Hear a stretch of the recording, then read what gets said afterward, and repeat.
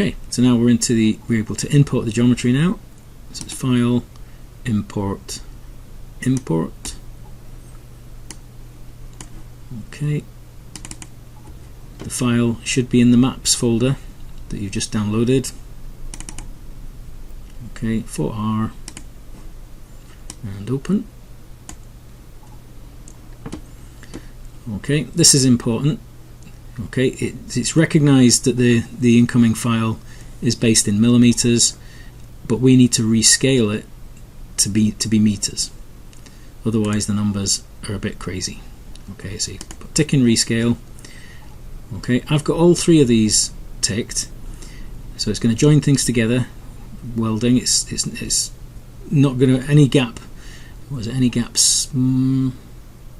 Any gap less than 0.003 millimeters will be closed automatically. Okay, if it's bigger gap than that, if the object's a bigger gap than that, it will leave it as a gap. Okay, auto smooth. Now, normally when it's a building, I wouldn't auto smooth. Okay, but here we've got site as well. So I want it to smooth the site, so the road, the paths, the grass in the background, in the back garden. Trouble is, it will smooth everything. Okay, and that can cause rendering problems later. But we're going to de-smooth the harder objects. Okay, so I tend to find that you get it. The smoothing will work properly if you allow it to do it on import. If you try and add it afterwards, it quite often just resists you and won't do it. But when you bring a model in, it seems happy enough to do it. That's quite a big smoothing angle there. So any external angle 45 degrees or less will get smoothed. So this is a good level to use for land, something quite high angle wise. And orient faces consistently. It tries to do its best to make things face outwards, but you'll see from this that there will be some bits that we need to change ourselves. Okay, a fifth year asked me the other day, he had a model he brought in, and it was, you know, a huge chunk of Dundee, and there was black triangles all over it. And it's, well, unfortunately, damn, half of your model's facing the wrong way. But depending on which renderer you're using, it doesn't matter. It's just off-putting, but it will render okay. It just looks awful when you look at the screen. So those are the settings, ready to go. Okay. Now, depending on how that import dialog is sitting, you may find that this comes in colour. The default generally though is it will come in kind of jet black. Okay, so let's just spin this around a wee bit. So it's impossible to see what's going on with this jet black on it. So let me stick to the script because I don't want to screw things up here. Okay, model should be jet black with a few coloured lines here and there, and these are the rogue shape objects. Okay, so we can see on the list here there's some of the icons are circles and some are circle and square. So the circle and squares are just 2D stuff that's come through from the modelling process. You'll never generally be able to weed out every single 2D or polyline that you've drawn in AutoCAD. You then tend to have to do a bit of a clean up somewhere along the line. So each time I click one of these, something is lighting up, and you just press delete. So there's 2 lines in the ground there, lead, wall general, a couple of things on the roof there, and 2 more to go. And around the side there must be something else. Yeah, there's a bit of brown line there, and that's it down. So we're down now to our 20 objects. That's the way we want to be. Okay, let's just zoom out a wee bit so we can see everything. Okay, so weeded out the shapes. What we'll do now is get just a basic material on it so we can see what's happening. I'm calling this a clay material. So we want to start the materials editor, but we want to be in the compact mode. So that's the one that looks like an old radio. Okay, so we start the materials editor. Now I've because I've been in this already today, it started up with this 6x4 grid. To get it to show 6x4 instead of the 3x2 that it usually is, you go to Options, 6x4, OK. Okay, now these are the kind of standard materials.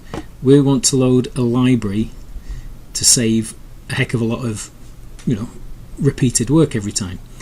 So what you do is you get a material.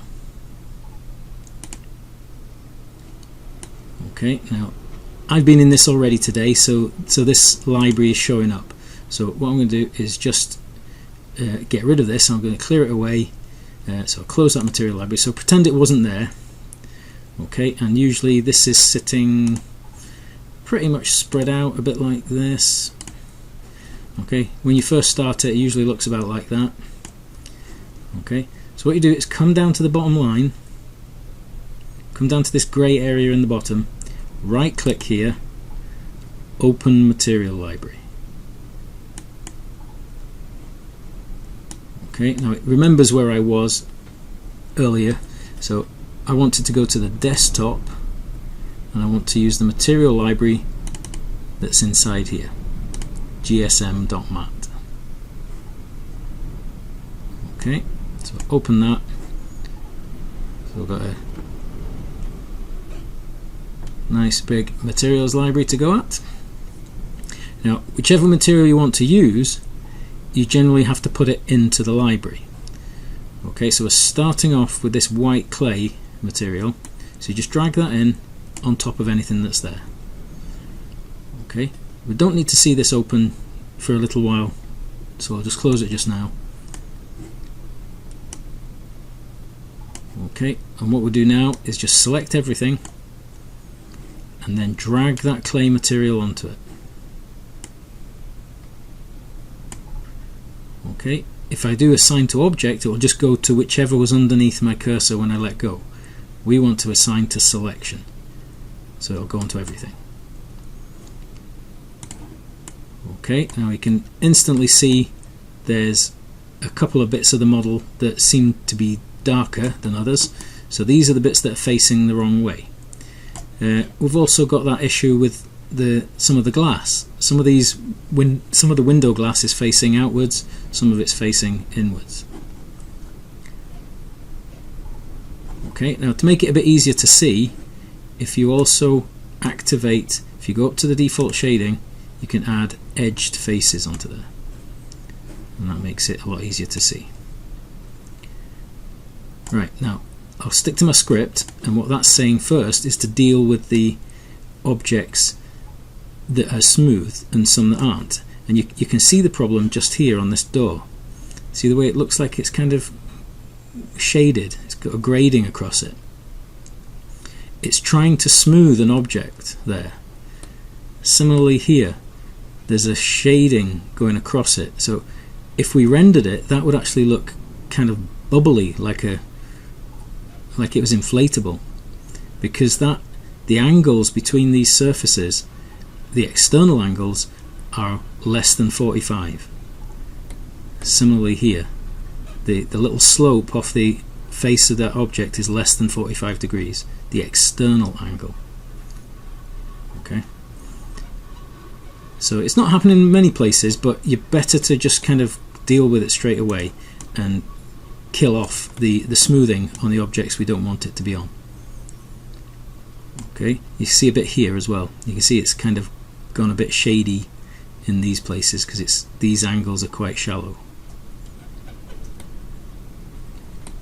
Okay, I'll just hide the materials editor for a second, and what we'll do is hide the objects that we do want smoothed. Okay, so I'm going to select the grass area and then go to the display tab, hide selected. I'm going to hide the road, hide the curbs, and hide the pavement. Now whenever I select anything, I use this tool here. This doesn't impact the object. If you use any of these ones, which are select and do, there's always the chance that you might actually move something. Okay, the chimney pots, we don't want those to be, we want to keep those smoothed, so I'm going to hide the chimney pots as well. Okay, but everything else we don't want it smoothed. Okay, so we grab the whole lot. Okay, modify. It's not showing the usual edit mesh there because I've picked multiple objects. So what we have to do is force the edit mesh on top of it again. So edit mesh. We now want to operate on the face level because that's where smoothing happens. It's smoothing between one face and another, one triangle and another. So you operate on the face level, grab everything. Okay, and we're looking in the surface properties area. Slid away from me there. And you can see here there is smoothing already assigned to some of the objects. So what you do is clear all. Okay, reselect the edit mesh button, and if we look at that door now, we shouldn't see that shade. We see a much more angular lighting on it. It's not got that kind of transition across it. Same on this bit of roof. Got two distinct shades. Over here, that's facing down the way, so it's definitely shaded properly. Okay, so it's basically just made sure it doesn't do any kind of softening of the model. Okay, we'll bring back everything now. So we display panel, unhide all, and we'll deal with these triangles that are facing the wrong way now. Okay, so it's individual objects now. So this one's a pretty easy one because the whole thing is facing the wrong way. Okay, I haven't put a dark grey material on there. Everything got white, so this should be showing white. So I modify. It's already on edit mesh. We could operate on the face level, or with this element. So choose element. Notice it looks dark red. If it was facing the correct way, it would be bright red. So we find in the surface properties again, flip. Reselect the edit mesh button. It's nice and bright and white now. Okay. There's a side to that object and some of the windows, but I'm not too worried about them. They're just so small, they're not annoying me. It's things like this big triangle that kind of do annoy you. They kind of stand out glaringly when you're working. Okay, so we change object now to the grass area. Modify. This time would be better to go to the face level because we can see it looks like it's just one triangle. It could be more. Okay, we see here the ones that are facing the right way are bright white, the ones that are facing the wrong way are darker. Okay, so again looking for the flip button and everything should be okay. So click back on editable mesh and we're good to go. So that's kind of all the input stuff really.